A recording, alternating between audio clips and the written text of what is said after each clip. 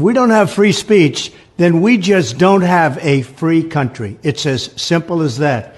If this most fundamental right is allowed to perish, then the rest of our rights and liberties will topple just like dominoes, one by one. They'll go down.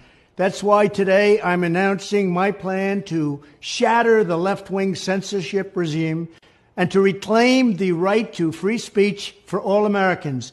And reclaim is a very important word in this case because they've taken it away. In recent weeks, bombshell reports have confirmed that a sinister group of deep state bureaucrats, Silicon Valley tyrants, left-wing activists, and depraved corporate news media have been conspiring to manipulate and silence the American people. They have collaborated to suppress vital information on everything from elections to public health. The censorship cartel must be dismantled and destroyed, and it must happen immediately. And here's my plan.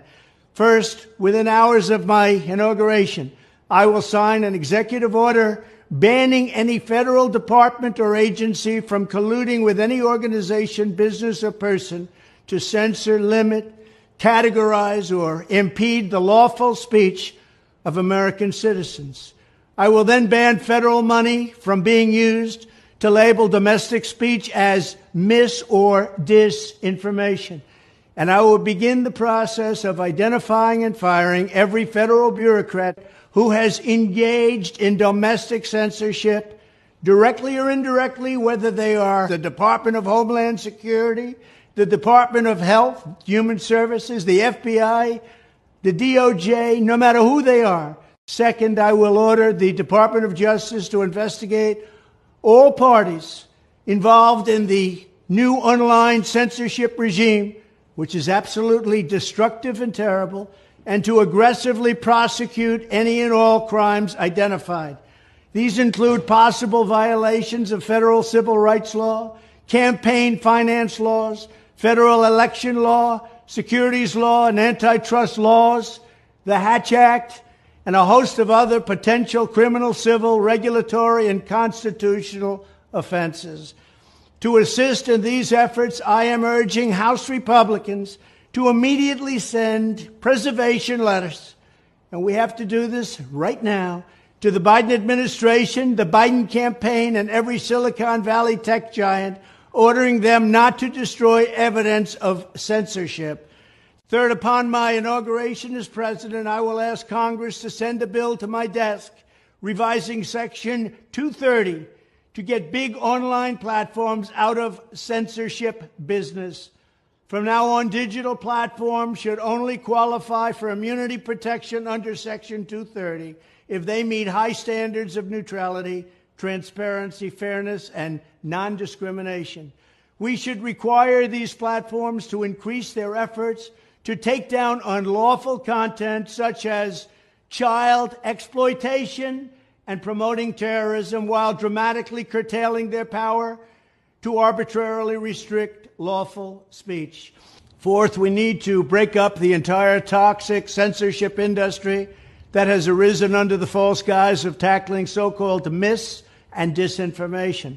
The federal government should immediately stop funding all nonprofits and academic programs that support this authoritarian project. If any U.S. university is discovered to have engaged in censorship activities or election interferences in the past, such as flagging social media content for removal of blacklisting, those universities should lose federal research dollars and federal student loan support for a period of 5 years and maybe more. We should also enact new laws laying out clear criminal penalties for federal bureaucrats who partner with private entities to do an end run around the Constitution and deprive Americans of their First, Fourth, and Fifth Amendment rights. In other words, deprive them of their vote. And once you lose those elections, and once you lose your borders like we have, you no longer have a country. Furthermore, to confront the problems of major platforms being infiltrated by legions of former deep staters and intelligence officials, there should be a 7-year cooling-off period before any employee of the FBI, CIA, NSA, DNI, DHS, or DOD is allowed to take a job at a company possessing vast quantities of U.S. user data. Fifth, the time has finally come for Congress to pass a digital Bill of Rights. This should include a right to digital due process. In other words, government officials should need a court order to take down online content, not send information requests such as the FBI was sending to Twitter. Furthermore, when users of big online platforms have their content or accounts removed, throttled, shadow banned, or otherwise restricted, no matter what name they use, they should have the right to be informed that it's happening, the right to a specific explanation of the reason why, and the right to a timely appeal. In addition, all users over the age of 18 should have the right to opt out of content moderation and curation entirely and receive an unmanipulated stream of information if they so choose. The fight for free speech is a matter of victory or death for America and for the survival of Western civilization itself.